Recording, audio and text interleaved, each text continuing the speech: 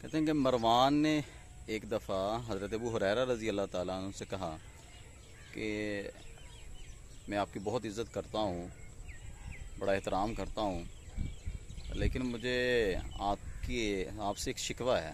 اس نے کہا جی وہ کیا شکوہ ہے؟ کہنے لگا کہ آپ حضرت حسن اور حضرت حسین رضی اللہ عنہما دونوں بھائیوں کی بڑی عزت و تکریم کرتے ہیں۔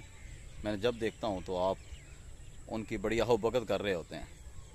میں کہا اچھا۔ حضرت ابو ہریرہ رضی اللہ تعالیٰ فرمانے لگے کہ ان دونوں کے ساتھ میں محبت اور عقیدت کیوں نہ رکھوں؟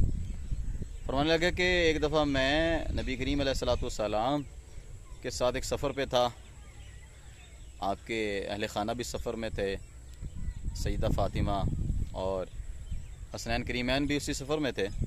تو فرمایا نبی کریم صلی اللہ علیہ وسلم سفر کے دوران حضرت سیدہ فاطمہ رضی اللہ تعالیٰ عنہ کے حجروں کی طرف گئے تو وہاں سے حضرات حسنین کریمین کی رونے کی آواز آ رہی تھی۔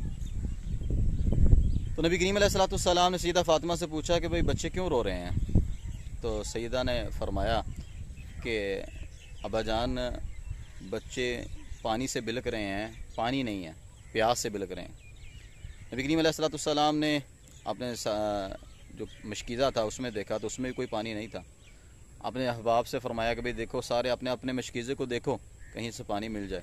تو کہتے ہیں سب نے اپنے اپنے مشکیزوں میں پانی ڈالا تو ذرا برابر بھی قطرہ برابر بھی پانی نہیں نکلا۔ چنانچہ نبی کریم علیہ الصلوۃ والسلام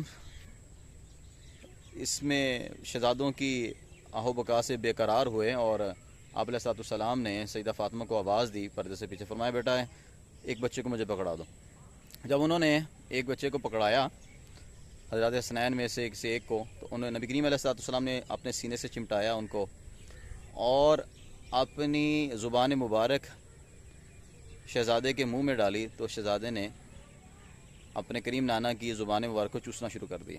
چوستا رہا، چوستے رہے یہاں تک کہ وہ سیر ہو گئے، پھر خاموش ہو گئے، واپس دوبارہ سیدہ کو ان کو لٹا دیا۔ پھر فرمایا دوسرے شہزادے کو پکڑا ہو گئی، دوسرے شہزادے کو سینے سے چمٹایا اور اسی طرح ان کو بھی پھر ان کی اپنی زبان مبارک ان کے دہن مبارک میں ڈالی اور وہ بھی اس کو چوستے رہے یہاں تک کہ ان کو بھی اطمینان ہوا، سکون ہو گیا۔ تو حضرت ابو ہریرہ رضی اللہ یہ قصہ سنا کے مروان کو کہنے لگے، مروان جن کے دہن میں، جن کے منہ میں دو جہاں کے سردار امام الانبیاء صلی اللہ علیہ وسلم کی زبان مبارک گئی ہو تو میں ان کے ساتھ عقیدت و محبت کیوں نہ رکھوں؟ میری دل و جان ان پہ قربان۔